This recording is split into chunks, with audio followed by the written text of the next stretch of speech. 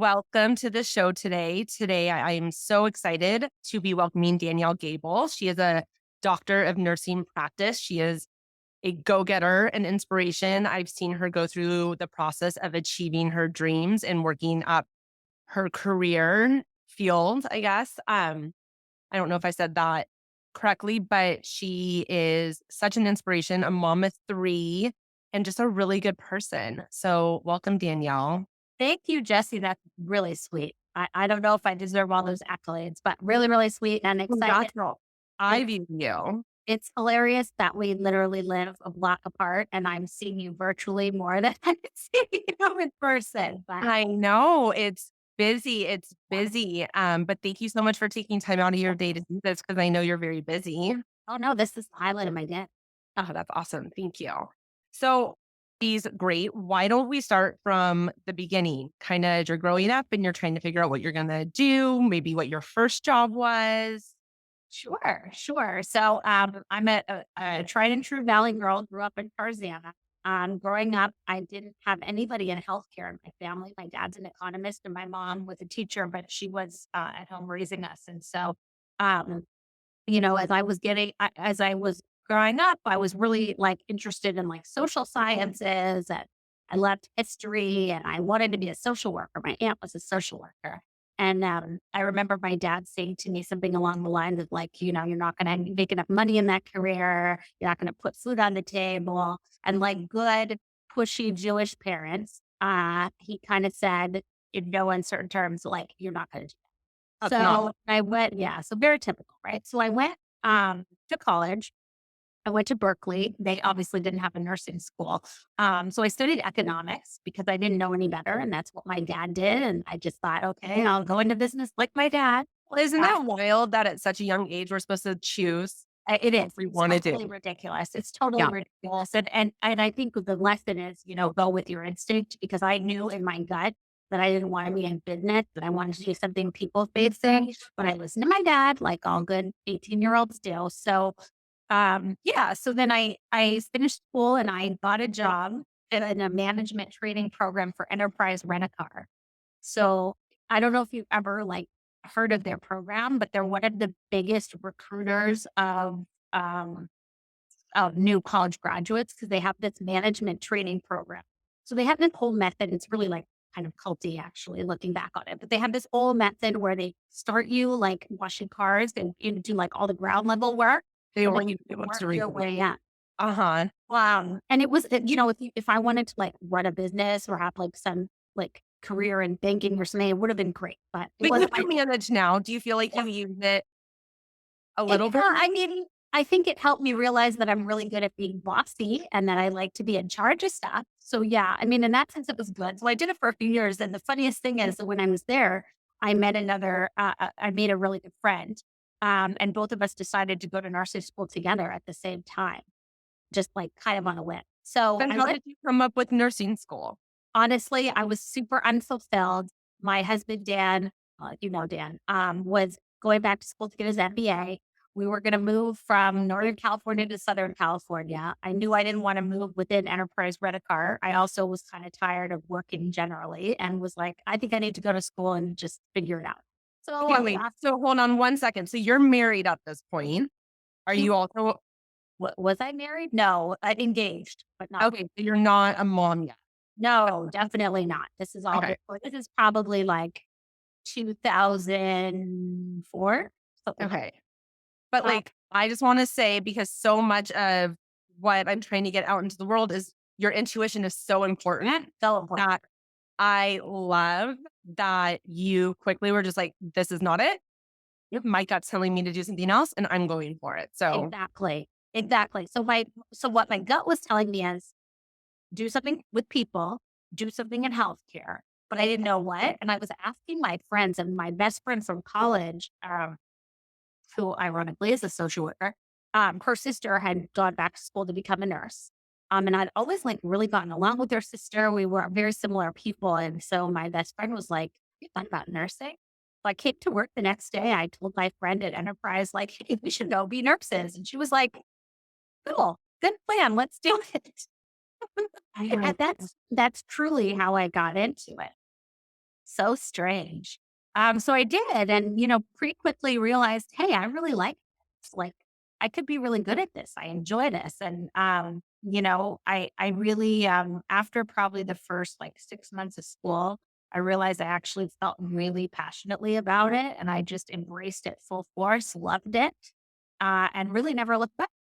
That's amazing. Did you have to go back and take prerequisites? A few. So I would have had I had a science-based undergraduate degree, but since I was economics, I had to do it was funny. I did organic chemistry, anatomy, physiology, statistics. It was interesting. And I did them at a community college, which coming from like sort of the private school pedigree and then Berkeley that I had was a completely different experience. But it was great. And I actually, in high school, I always told myself because I was like such a social science person, I always told myself, like, oh, you're really bad at science. Like that was my Yeah. internal. Yeah. And then when I went back to school for nursing, I was like getting straight A's in chemistry. And I thought, oh, maybe I'm not that bad at this. But the lesson I learned was if you're passionate about something, Hmm. it just clicks and you Yep. just do. So I had to, when you go to school to do what you really want to do, you perform so much better. And I had a great experience from there. That's awesome. Okay. So how long were you in nursing school? So I was lucky because these programs were just coming out at the time where if you had a bachelor's in something else, you could get an accelerated RN. So it took me about, I want to say 15 or 16 months just to get the RN, but I had to do the prerequisite for like a year or two. Then about 15 months to get the RN. And then from there, I was working full time as a new nurse and Oh, finished my master's online. okay. So you just went straight to your RN, straight to your master's. Yeah. And while you're doing this, are you working? Yeah. So I got the RN equivalent in 2007. So I started working as a nurse and I finished my master's in 2009. So for that like year and a half ish, I worked full time as a new nurse in the ICU, which is the intensive care unit. I worked the night shift. Yeah, it was interesting. It was really interesting, but I didn't have kids. And, my husband was putting in hours working on school, getting his MBA at Irvine. And I just, it worked for us. Wow. When you were in school to be an RN, were you working some other job or were you able to take time? You were able to I take time. had to take time. Yeah, I think that those accelerated programs are so intense. So Yeah. like 4 full days and 1 or 2, depending on where you were in the program, was a 12-hour shift training in the hospital. So there Yeah. was no way I could have You really kind worked. of. Okay. And Dan's in school at that time too. Yeah. When did you guys say hi to each other? Well, I remember many days where I'd come home from the night shift. I work near, where we live. So I would come in the apartment at like, 7:45 or something. And then he would leave for work at 8:30 and we'd have that 45 minutes. He would be having coffee. I'd be having like dinner and then we just, split off. Wow. And did you get married during this time? We did. We got married in 2007. We actually got married 2 months before I finished nursing school. Wow. So you're planning a wedding during the whole. Yeah. Oh, yeah. Oh, yeah. I love it. I planned my wedding during my last chunk of grad school. And Oh, we got married um, a month after I graduated. And I just remember anything presented to me. I was like, yep, that's fine. Yep, that looks good. Like, I don't give a shit. yeah. I didn't. I didn't care at all. I was never like that girl that planned my whole wedding in my head as a Yeah. kid. So I Yeah. was just like, at that point, it was kind of like, well, we just need to, Yeah. you know, I was like, I tried on a dress. It was on sale. And I was like, it works. We yeah, saw some invitations. I was like, those are great. yep, I couldn't care less because yeah, there was so same. much other stuff going on. Um, okay, so you were just talking about long hours, working overnights, working full time. I feel like I hear a lot these days about burnout. What do you I mean, I'm assuming you experienced burnout, but you clearly didn't stop.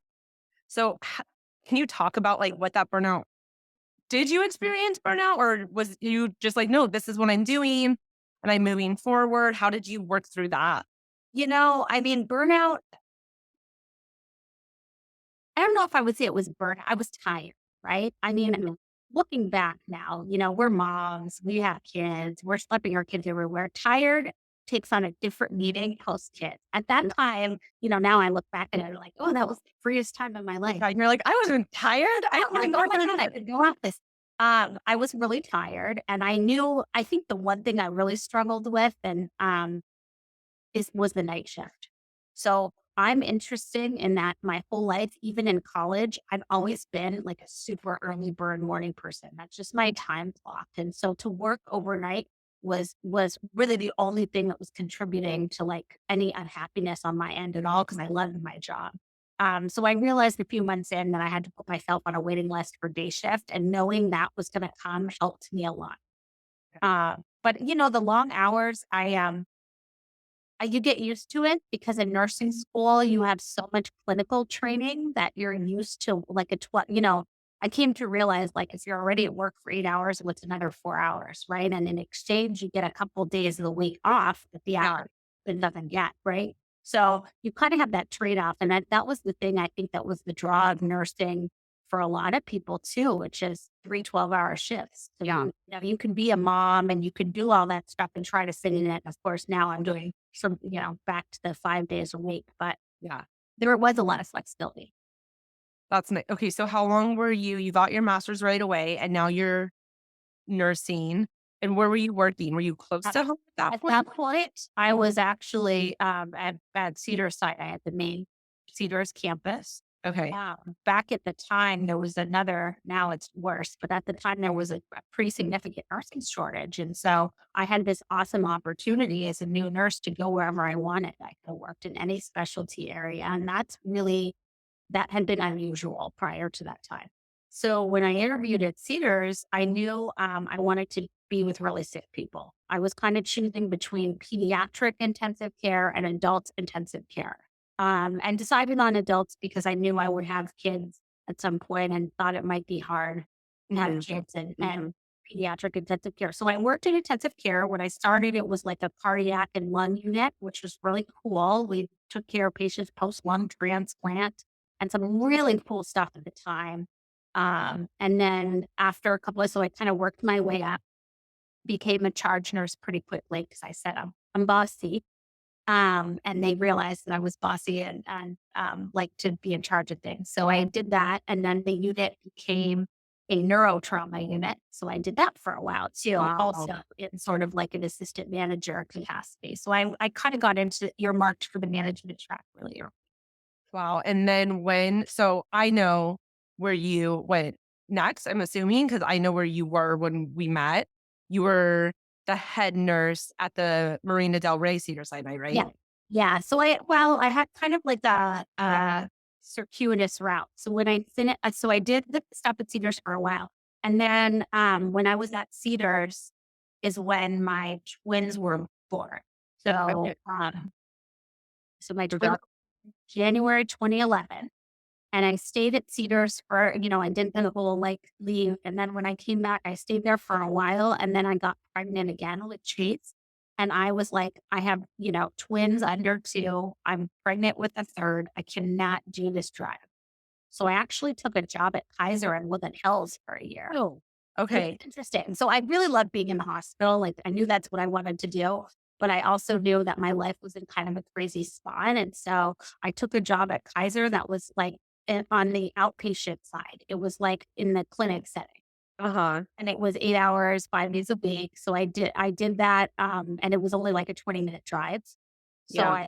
I liked it. I actually Didn't like it? You didn't feel like it was slower It paced was and definitely slower. It would have been great, I think, for another couple years while the kids were really little, so I didn't have all the, like, brain occupation of yeah. hospital leadership, but, and I would have stayed, but then my old boss from when I was at the Cedars before, um, was opening a brand new department, and she wooed me and said, "You can direct this department, you can build your own team, direct that, create this department from scratch back at Cedars," and it was an offer I couldn't refuse, so I went. And it was in Marina Del Rey. No, that was still at the big Cedar, so I did Okay. that. That was, like, 2014. So how old were all the babies? So twins were Chase 3 was and 2, Chase was 1. Case was 1.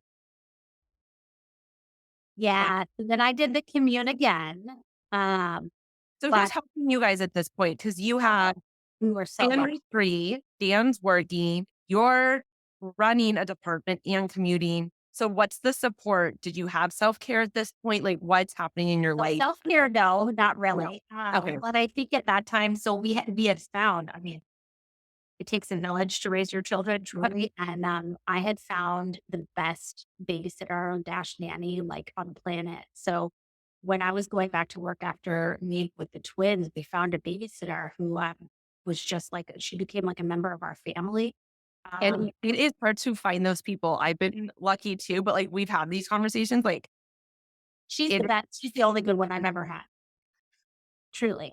But I had her for a decade, so I was really spoiled. But yeah, so we had a great babysitter and she would come early in the morning and take care of the kids while we were at work. And then, um, we'd get home and everything would be done. I don't know how she did it. She's like a superwoman. And my kids still talk to her. We still talk to her today. love that. So during this time, Danielle, was it like everything's great? I'm moving forward. I'm doing what I'm doing, no problem. Or did you have breakdowns? Did you have meltdowns? Did you feel overwhelmed? How was your emotional health at this point? I think there were moments that were really challenging. A couple, I mean, I won't bore you with like all the details, but about 2 or 3 years into You're that, not boring us. yeah, I have kind of crazy stories, but 2 and 3, oh, now I'm checking my date. Maybe 2 years into that, I started to have some health challenges. And so I think that was very difficult for me. So, I had my youngest, I had Chase in March 2013. And then towards the end of 2014, when I was already back at Cedars, I started to get really sick and I didn't know why. So I was getting fevers, I Oh, couldn't wow. sleep, a lot of pain. And I had been to a bunch of specialists that were doing MRIs and nobody could really find what was wrong with me, but I knew I wasn't doing well. So I still did. I probably, honestly, it was probably a year of like testing and not knowing what was going on. And at the end of the year, um, I was, and one thing you know this about me is I'm very active. I'm a distance runner and whatever. So after a year, like I couldn't go up the stairs without being short of breath.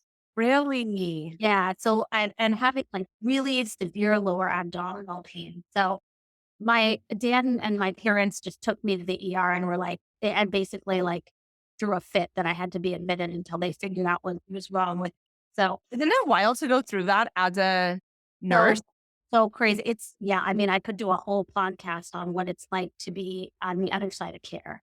Uh Wow. Yeah, it was so interesting. So I ended up having a gigantic infection, like abscesses on both of my ovaries. So I had to have a hysterectomy and a variety of other surgeries because there were complications from all the inflammation because it had been a year, right? Yeah, and no one could figure that out. No, no. I mean, I had such extreme, like there was dead tissue all throughout my abdomen. So I had to have colon resection. There was a lot of Oh stuff. my gosh, I had no Oh, idea. really? Yeah, yeah, I've had my therapy has been interesting. Um, so that was really hard. So, do they know why it happened? Well, so I had had a tubal after I had Chase, and they think that maybe there was infection introduced during the tubal. And then because, those times that I was having fevers and everything was probably Yeah. an active infection that they didn't catch. And then by the time it had been a year, it was all abscessed. So the infection part was gone, but I had these gigantic abscesses. Wow. So Yeah. So it's working and raising babies during this. yeah, I Oh my was. But I gotta tell you, I mean, there's nothing like having an experience like that to make you grateful for what you have. I was 100%. so lucky. I mean, here I was like, what, 30, 34 with a hysterectomy. I was so lucky I had my kids already, you know, Yeah. Yeah. which was great. But yeah, so that kind of shaved off, about a year. And I was sort of not, then I was like recovering or I had done a couple surgeries. So I was in and out of work for that whole time. As you're running the department. Yeah. Yeah. So I had hired an assistant manager who's still one of my best friends to this day. And I think that's another like sort of professional tip that I have is find somebody who you can grow and who can support you and who you can read minds with. I mean, she and I were so in sync. Like I she love knew what I was thinking before and vice versa. So we were able to cover each other. And interestingly enough, her son, who's like 2 years younger than our boys, was born with horrible congenital heart defects. And so then when she was out, we just had a few years that between the two of us, it was just really tough times. So we just kind of took care of each other. Wow, that's an amazing story. What a special friendship. So amazing. Yeah. So, so amazing. Yeah. So that was kind of rough. That was a kind of Yeah, rough. that sounds so rough. And so you're taking care of each other and then you're slowly just getting back into it. And the kids are starting what, like preschool? Yeah. Started to have the twins get into kindergarten. Um, Yeah, I mean, it was a crazy, crazy time. I think one thing though for me is I love being a nurse. I love my job so much. Yeah. People and my at my work centered me and gave me purpose. So I Mm, actually felt better that I was still working because I felt like I had value and that, I had a support system there. And I think I would have been worse off actually if I had just been at home. at home. I totally understand that. When you love what you do and you love the people you're surrounded by, it gives you strength. Yeah. How did all of that impact your marriage at that point? It was really, really hard on us. I think, we didn't realize we wanted kids so badly and so much. And the focus was on trying to get pregnant, have kids. And then when we didn't really think about like, what's it going to be like when we have them, and to have two and then a third in rapid succession was very challenging. Went from 0 to 3. Yeah, I And mean, I feel like Dan and I used to bicker about the stupidest shit. We were just tired, and we would bicker. And, there were times where like either one or both of us just had to like leave the house and go for a walk. Like I remember several times calling my dad and be like, "Can you come over? Cause I just can't freaking do it. Like I need a break." yeah, I think like at that stage in life, at least for us, it was almost like every man for himself. Like you're so much like self-preservation that you're like not a team, you're not connecting. All the reasons you fell in love aren't even like at the forefront of your mind. You're just like survival. Total survival. I think, there were periods of time that we actually went and saw like a marriage counselor. Same here for sure. And we just weren't like, it was just like, I remember, and it's so funny, like looking back on it, because we're in such a better spot. But we used to like, I used to be like, you need to do like, I'm giving you your task. Like I literally ran my marriage, like I ran my work. And I would be Because like, you had no time to like sit down and have a nice conversation about it. no, I would be like, okay, it's trash. You're doing the trash. You're going through the mail. I'm going to fold the laundry. And if it didn't get done, like to my specification, like on the deadline I had, I would go absolutely apeshit. So then we'd argue about it. Wait, are we both like Jewish wives? Like, I know, I right? can't relate to what you're saying at all. That never happens in my house. Right? I mean, I remember one time, like, I don't even remember what we were arguing about, but and Dan is so like nice. My husband is so nice and so even keeled and so calm. And I remember one time I was like bitching at him about something, and he was like, "Stop treating me like an employee." And in my head, I thought, "Oh shit, that is really bad. Like that, I need to like check myself at the door because that resonated with me, and that statement affected me a lot in the sense that I really learned how I need to be communicating with my husband different. That's powerful. When were you born? What month? October, So what does that make you? Libra. Libra, right? Is that a characteristic of a Libra to be like full force ahead? I feel like that's more No, me. not Like I'm an really. Aries and Yeah, maybe our boys love each other so much because they've been raised like I have the personality that you have. Ben is more like Dan, like yeah, maybe just understand each other's environment. maybe. So But interesting. yeah, I never thought about it, but you're probably right. and I have that Aries energy, and it sounds like you do too, but you're I not. do too. I have a lot of energy, and a lot of, I just, and actually Chase, as you know, is just like that. Like he doesn't stop. He's just like me in terms of his like energy field. Like It's and always thinking, always 100 things going at the same time. It's funny when you have kids and you look at them and they're like you. It's a weird thing. Oh, when my kids struggle with certain things, or if Adam's having anxiety or Sydney's worrying, I just tell them, like, you got it from me, guys.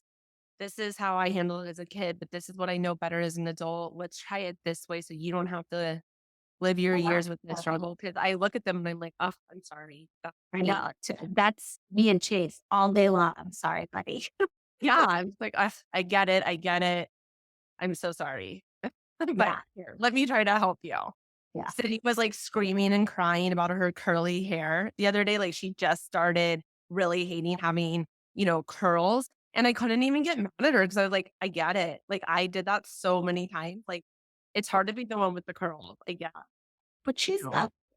I know. And I was like, I love your curls. I But you just like relive your past experiences. Like, Oh, boy, do you ever. Just wait, Jesse, till they're no, in school. I can tell. That has been a big moment for us. So your kids just started, your twins just started middle school. Is what Yeah, started I'm middle not, school.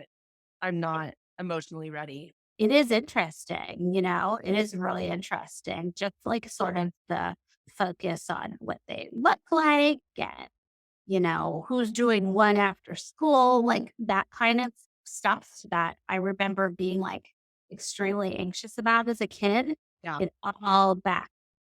And it's like, it's hard as a parent, right? Because you remember those feelings and you don't want your kids to experience them. Exactly.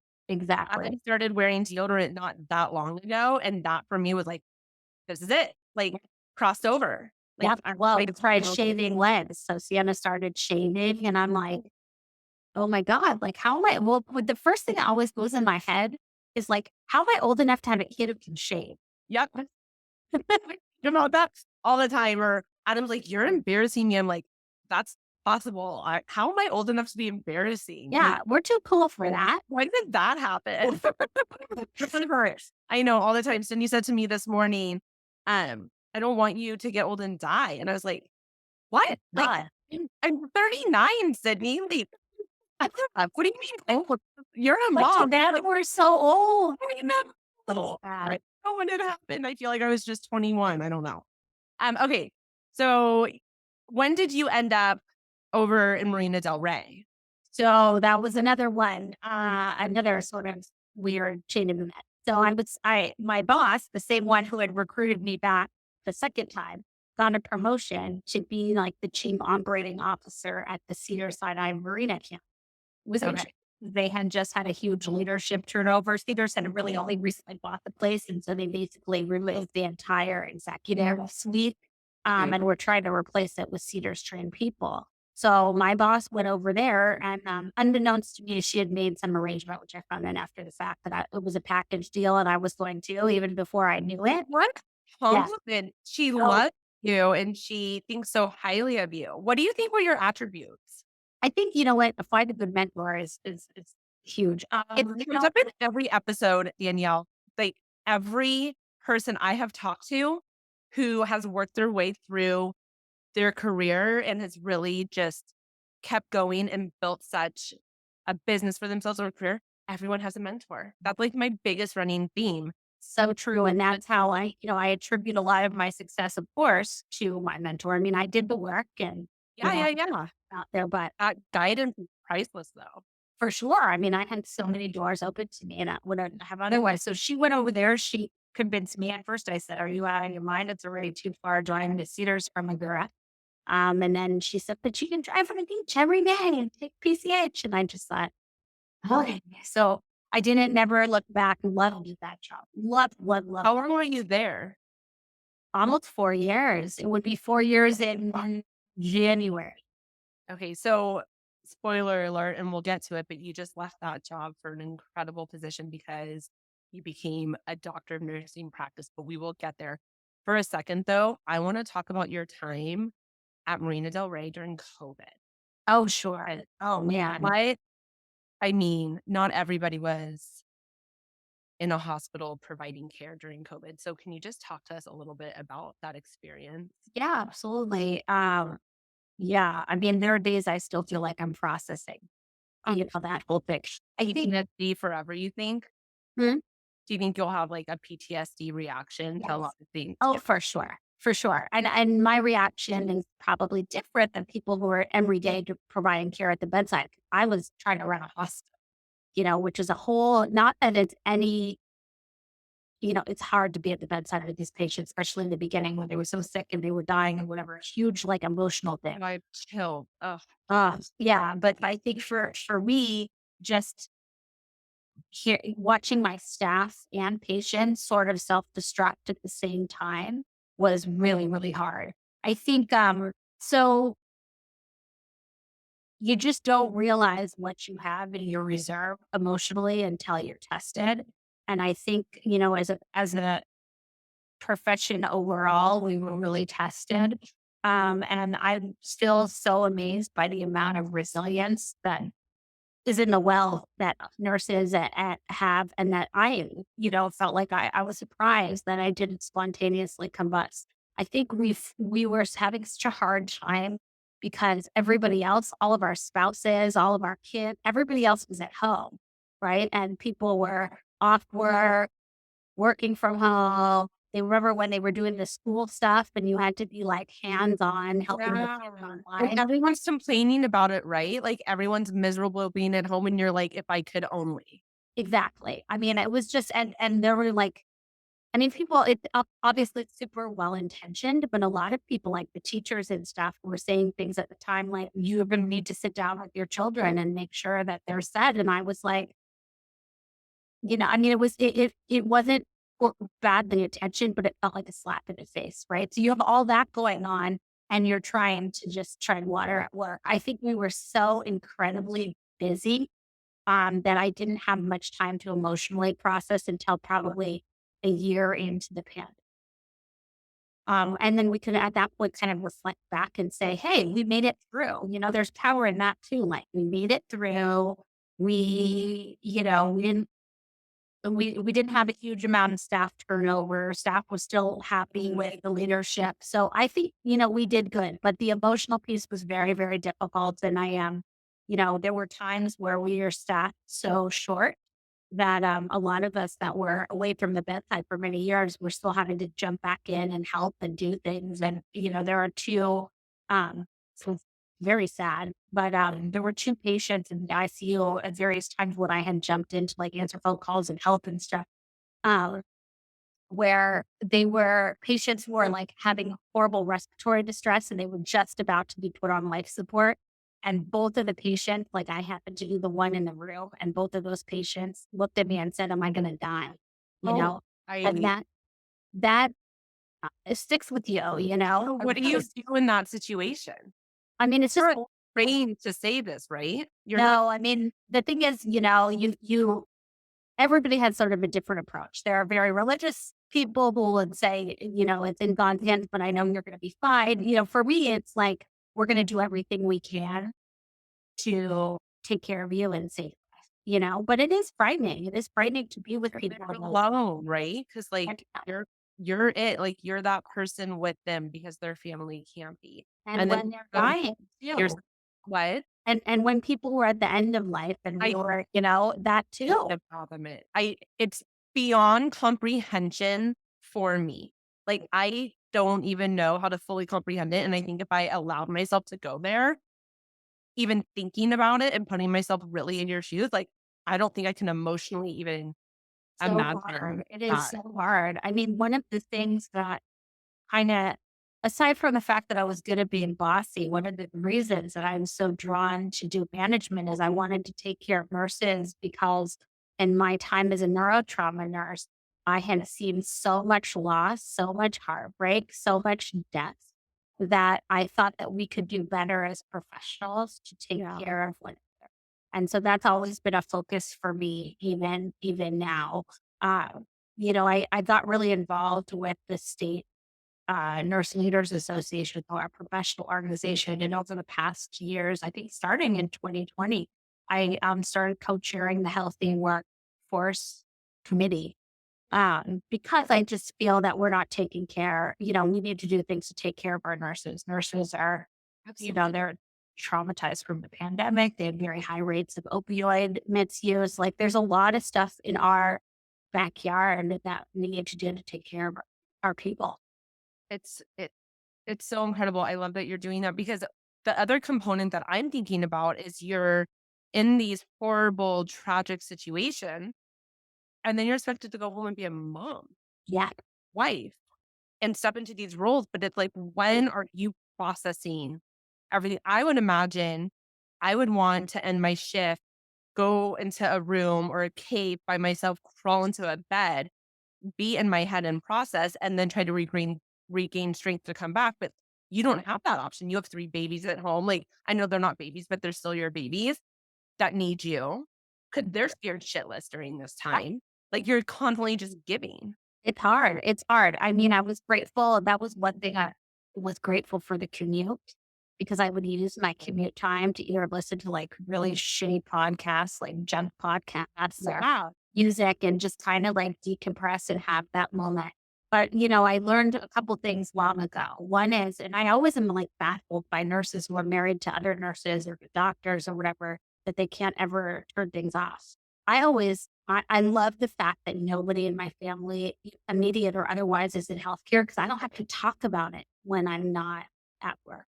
That was hugely helpful for me. And like my husband, he knows not to ask me like the stuff at work. And But you just don't wanna talk about it. no, I don't. I don't. I think if you have a support system at work, we talk about it at work, and when Yeah. we're home, it's like not nurse mode You at all. talk to people that understand. Exactly. Exactly. But, I think, as moms, it is always hard to shut off certain aspects. Once you're in a position and and you run a business, when you're in charge of something, it is a 24/7 operation. Yeah, you're never not working. Right. And even if you're not like talking about your job at home, Mhm. somebody's calling you for something, there's an email you have to attend to, Something's whatever. happening that needs your attention. Yeah. Yeah. And so I think even today, that's probably my biggest struggle is like trying to be present with my kids when like my Yep. work phone is chirping Yeah. or something is happening. I'm still struggling with that, It's and my really, kids are really old hard. enough to pick it up.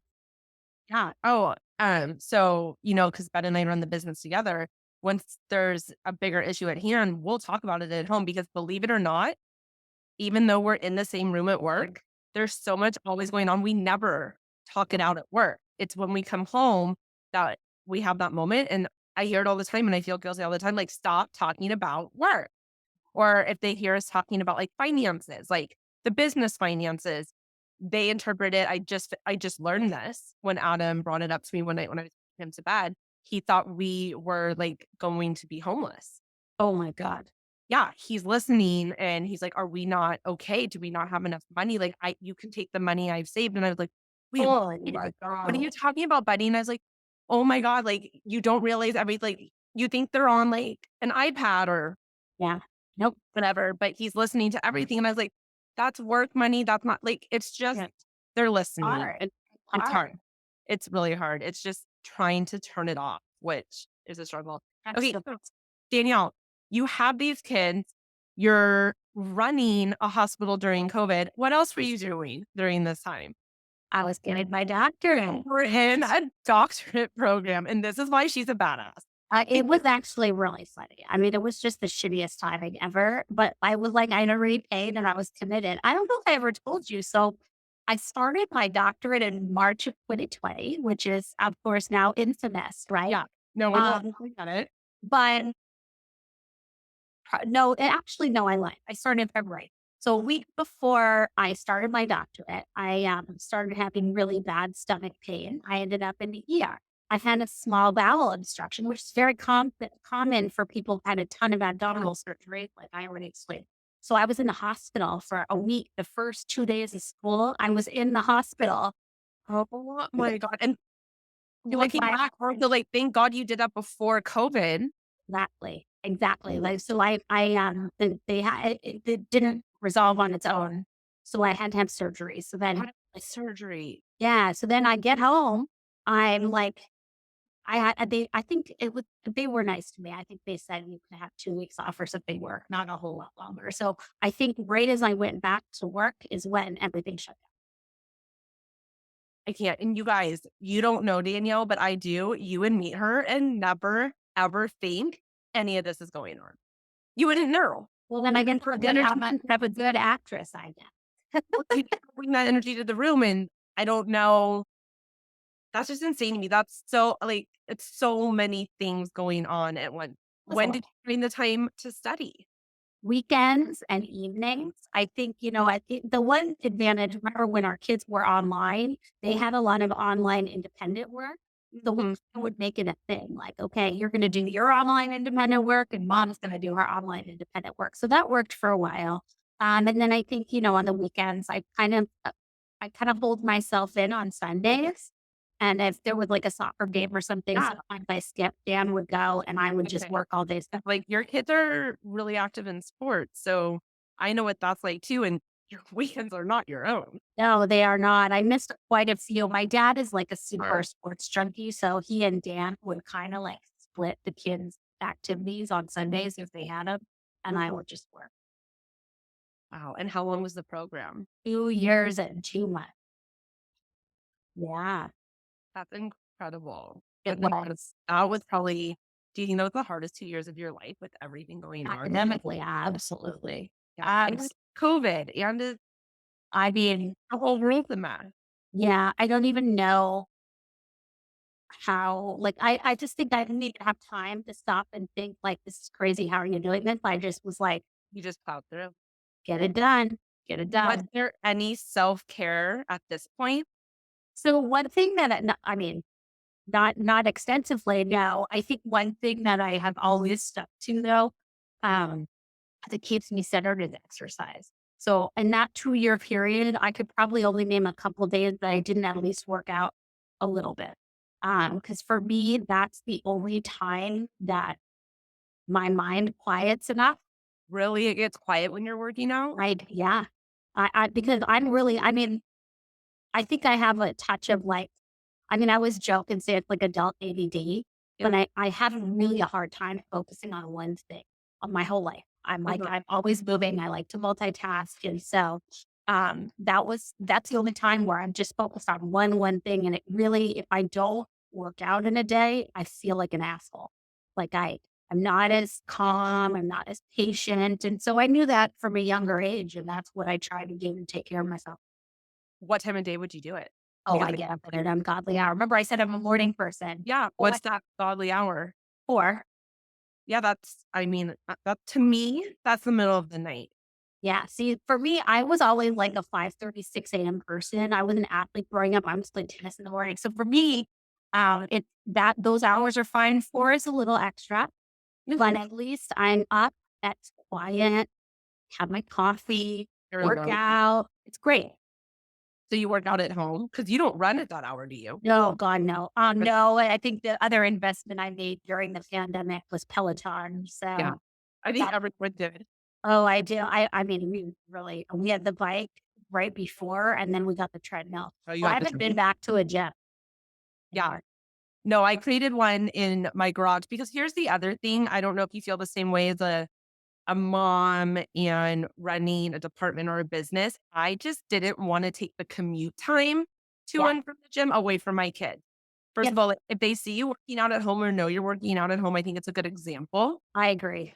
And if they need you, they have access to you, even though it's nice to have a quiet workout, they know you're there. And I Mhm. was just like, I can't take 15, 20 minutes by the time you get there and you set up and you do everything. That's another almost hour of my day away from them. Exactly. So I wasn't willing to do that either. So it's been great. yeah, I love it too. Ben started working out with some trainer recently and he told me like, you should go, you would love it. And I was like, I don't have that hour. Like there's so many things to do with that commuting hour that I'm just, Not it, worth it. my garage is, um, okay. So you get your doctorate and then what was next? I mean, I was kind of just doing my same thing in my job. I was really loving it. We're building Cedars Marine. I was building a new hospital, but I still felt the pull of the commute really being I mean, significant. it tell people how long the commute was. An hour and well, at COVID with no traffic, it was a little more tolerable, but as things started to get back to normal, at least an hour and 20 minutes on the best day. One way. Yeah. I Yeah. mean, Yeah, unless I went in at like 5 in the morning and then, 45 yeah, minutes. So it was rough. And I started to think about, all the time, like you just talked about, that I could have had by not being in the cart. And I had always been looking passively. I think everybody does this day and age, right? You passively look at LinkedIn and try to see what's out there. And I saw an opportunity that opened up to be in charge of, to be the chief nurse executive for Ventura County Medical just Center a and Santa Paula Hospital. just a small job. Yeah, no, fine. And I honestly, you know what? I saw Ventura County. I saw it was over 2 hospitals. I saw they had, some stuff I hadn't done in a long time, like some trauma. They have peds, and I threw my hat in the ring and I kind of just thought there's no way they're going to call me. And then they did and interviewed a couple times, many, many rounds. Getting into the government is a process. And then now here I am. And I think I'm finishing out my 10th week now. That's amazing. Congratulations. Thank you. What tell us just really quickly what Dan does because in Sure. our house, Dan plays video games. Well, Dan doesn't play video games. I know what's the actual title? So right now he's a director of, or no, I'm sorry, he's a vice president of finance for a company called Tilting Point, which makes mobile phone games. But his Okay. full career since he finished his MBA has been in finance for the video game industry. Okay. So whenever Adam goes to your house, there's video games and Dan plays with the boys. So I told you this already, but Adam, my 10-year-old, comes to me, I don't know what, a couple weeks back, and he goes, Chase's parents have the best jobs. His mom's a nurse, so she knows how to take care of them, and his dad plays video games. Yep. And Well, I was like, you know what, buddy? They do, and you are welcome to spend your time there. yeah. They Yeah, and he's welcome in our house, of course, as you know, anytime. But yeah, my husband also lives. So, I think the one thing, we're really good examples of living your passion, because passion, I mean, say what I will, my husband is passionate about it. And he made it his whole career. You know what? And that's great. And I think that's such a good example is finding your passion. And I think so many people, once you authentically understand who you are and then you follow that path, I feel like so much peace can be achieved. And like that grit and persistence is easier to get to because it comes naturally because you're doing what you're meant to do. But I do want to ask you though, before I let you go, I like to ask people a lot at the end, like, what are 3 things you would advise to other people as they're growing their career? But that's not what I want to ask you. You've talked a lot about leadership and you keep joking around that you're bossy, so you knew you'd be a good leader. But I've also learned through this conversation that you're a great leader. So what would be advice that you would give to other leaders in how to achieve good leadership? Oh wow. Good question. Um, since interviewing is fresh in my mind, I know I have thought about this recently. So one thing that probably my number one most important thing for leaders is get in at the ground floor, and you better understand exactly what your people are doing at all Wash levels. the car. Yep. Wash the car. Exactly. So I don't, it's interesting in places I've been when I've rounded in the areas where, the nursing is practiced, they always look at me like an alien, like nobody in leadership has done that before. And that always makes me sad. So get in, know people by name, try to flatten your hierarchy, go downstairs, get to know people. That's number one. I think number two is figure out a system figure out and hone your skills at prioritization. Because the higher up you go, the more people have an agenda for you, and the better you have to be at figuring out what you're owning and what you're going to say no nicely to. Saying no is so important. So you know what, so you have the ability to say yes to what you need to say yes to. Exactly. Exactly. So really getting good at that skill of prioritizing, I think, is great. And I think the third thing, is to, be a living, breathing example for people. So, yes, I'm bossy, but I also don't take for granted the fact that I'm blessed to be a mom, a woman in a position of power in a hospital where mostly the colleagues are. There is something really important in role modeling for women that you can have a seat at the table. You can be on the board. You can be in the executive suite. And what makes you special in that role is that you have a degree of empathy that does not naturally inherently exist for men. And you got to use that to your advantage. You have to convince people that that is important. Ugh, I love everything you just said. Honestly, Danielle, from the bottom of my heart, you are so inspirational. Oh, I think your path is incredible. For those of you that don't know her, she has the kindest, sweetest children that she's raising, and just you guys have a great family, and you've done amazing things. And thank you so much for coming on here. When I knew I wanted to create a podcast about women in business and achievement and not dealing, but juggling just everything in their lives, like you immediately came to mind. And I feel really grateful that you came on to share your story. So thank you. oh, thank you for having me. I could easily say the same things about you. You are equally inspirational. And on a side note, I'm really glad my kids have faked it that you think they're so well behaved. You know what? That's the truth. As long as they present outside as well behaved and they're a mess for you, we're doing something right, It's right? true. They've learned social graces. I give them that. Yeah, yeah. That's all we can ask for. All right. Well, I will let you get back to work. And thank you so much for taking the time to talk to me. Thank you. It was a pleasure. So much fun. And congratulations on this podcast. So impressive. Thank you so much. Okay. We'll talk soon. All right. Have a good day. Bye. Bye.